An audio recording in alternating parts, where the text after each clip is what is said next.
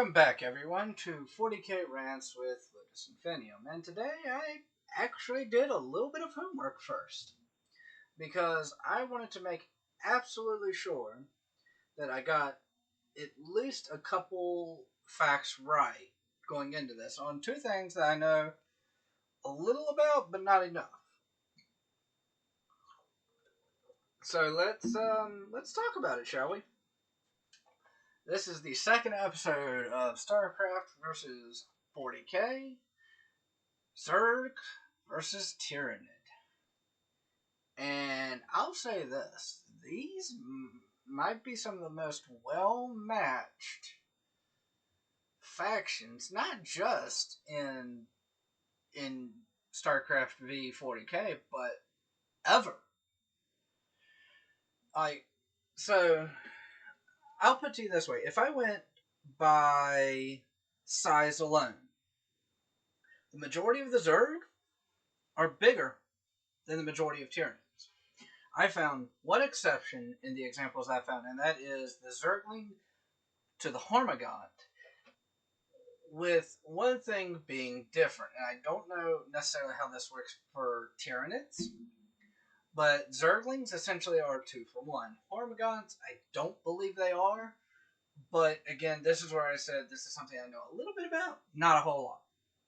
So, the 3 comparisons I want to kind of stick to, like I did with the last one, I try to keep it to 3, is Zergling Hormigaunt, Hydralisk Tyranid Warrior, and then Ultralisk and a Carnifex, because, fuck it, that'll be funny.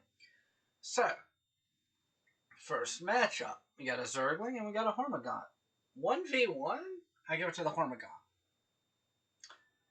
Any more than that, I tend to actually lean towards the Zerglings. From what I could see, Zerglings are faster, and I think 1v1, a Hormigaunt would be able to overpower Zerglings. But if...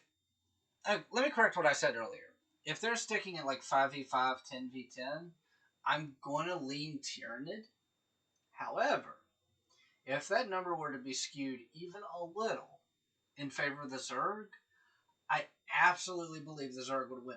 I think that speed advantage, and there not being a massive size difference between them, would be enough for the Zerglings to just barely eke it out. I don't think they would have a fun time doing it, but I think they could. So, sticking with 1v1, 5v5, and 10v10, I'm going to throw all of it to the Tyranid. And I will say, though, if there's even a slight numbers advantage to the Zerg, Zerg wins. So that's a bit of a small takeaway from it. Now the Hydralisk versus the Tyranid Warrior. I learned something that scared me about the Tyranids. So, Hydralisks are actually quite a bit taller than Tyranid Warriors. Hydralisks are clocked in at 3.5 meters tall, which is approximately about 10 fucking feet. Which is kind of scary. Now, don't take that as the be-all, end-all. This is coming from just quick research. That was the number I found on a couple of different sites. Doesn't really make it true, but since it is the constant one I found, I'm going to stick with 3.5 meters tall. So almost 9 fucking 10 feet. You know, hey, whatever. To the Tyranid Warriors, 2.4 meters tall, which is about 7 to 8 feet. Now, here's where this gets interesting. Hydralisks do have their claws, and they have their spines that they shoot out. They tend to favor the spine, so I'm going to call them by choice, how do I word this better? A preferred ranged unit. They don't really get into melee, and they try to stick to range. Doesn't mean they can't do it, just means they're better at it. To the Tyranid Warrior. And holy shit. This has been considered the most adaptable unit in the Tyranid arsenal. And then here's what I learned that really scared the shit out of me. Some of them can fly. It's rare. It's really rare, apparently, but some can fly. So, with that taken into consideration, that some can fly, they can be melee range, they can have all different kinds of weapons. I'm giving this one on strict versatility to the Tyranid Warrior. Because I think, unless it's 1v1 and there's nothing special about the Tyranid Warrior, Hydra will win. But, since this is Zerg and Tyranid, let's take it up to the grand scale, shall we? But, you know, I don't even think a numbers advantage would even help the Hydralisks like it would the Zerg. Now, for the big boys. The Ultralisk at 20 meters by 5 meters to the Carnifex at 4.5 meters tall. Couldn't really get it wide. So the Ultralisk is much fucking bigger. But the weird thing is I couldn't find any weight for the Zerg. But I'm gonna say it weighs more than a Carnifex, and a Carnifex weighs 8 to 9 tons. Not pulling that out of my ass, that's the number I was given. So, I'm going to assume that an Ultralisk will probably be double that, if not more. Let's be honest. Do I think a size and weight advantage is going to help the Ultralisk? Probably fucking not. Here's why. You have variants of Carnifex. 1v1, yeah, if they're both melee, Ultralisk is going to win. However, there are Carnifexes that spew acidic fluids, but I think that'll fuck up an Ultralisk pretty hard. There's one called the Stone Crusher Carnifex. It is specially designed to take on something like an Ultralisk.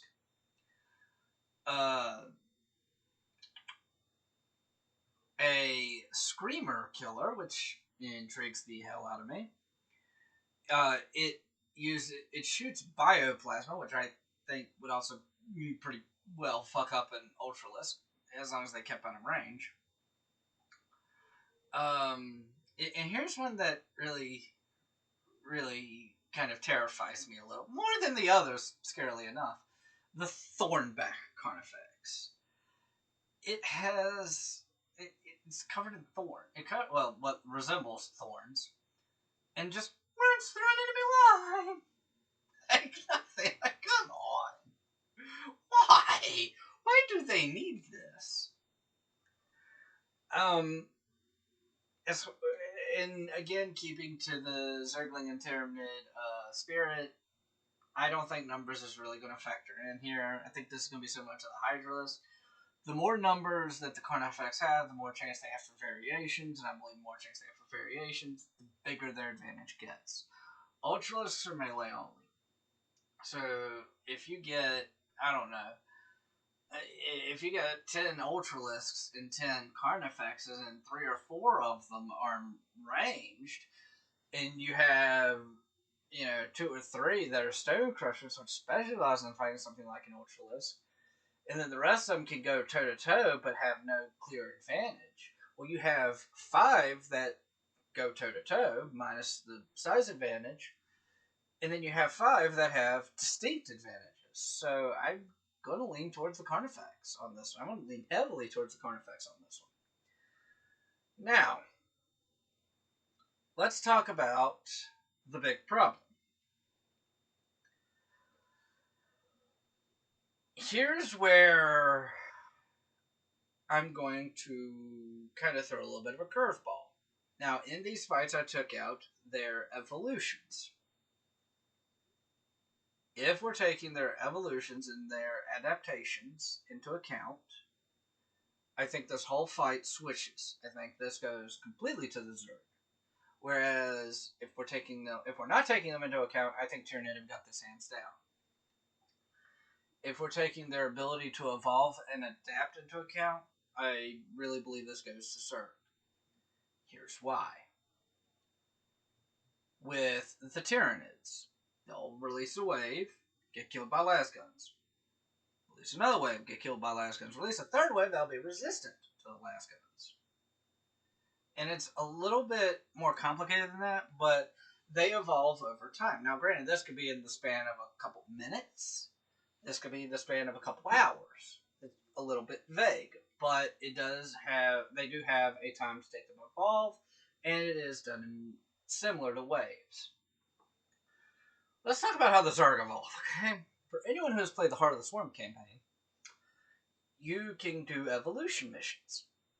And in these evolution missions, you go off to some random ass planet in the galaxy, in the Capulu sector, and and you have to do something weird, like either kill a creature or absorb something, or they just evolve. This particular strain evolve there, so you have to go and actually like put them as part of this Zerg swarm. And this is done instantaneously. And when I say instantaneously, I mean some backward ass planet in the Capulu sector. As soon as you get that evolution, it is all the way throughout the swarm. Everywhere. So I think taking that into account, if the Zerg... this is also again making the assumption that the Zerg can evolve defenses against the Tyranid. I believe if they eat the Tyranids, they will develop some of the Tyranids' weapons. They'll essentially be Tyranid v Tyranid, and eventually, with the evolution of the Zerg again, as they evolve much fucking quicker, they will eventually evolve to the point where they will be able to kill the Tyranids. So I think without evolutions, just doing it strictly, in group of Zerglings versus group of Hormagaunts, group of Hydras versus group of Warriors, or a group of Ultralisks versus a group of Carnifexes, I lean very heavily towards Tyranids. On a grand scale fight, taking also into account their evolution, I lean very heavily towards the Zerg. And also something that makes that a little bit easier for me, in addition to evolution, is the size difference. Because imagine an Ultralisk getting the abilities of a Carnifex, and it being able to spew acidic fluids, or it having a big ass gun on like its back, something like that. It's a scary thought, granted, but it's something to consider, because I believe at that grand scale level, that really will change the battle in the Zerg's very clear advantage. So, wrap this up. In the small scale, tend to favor Tyranids.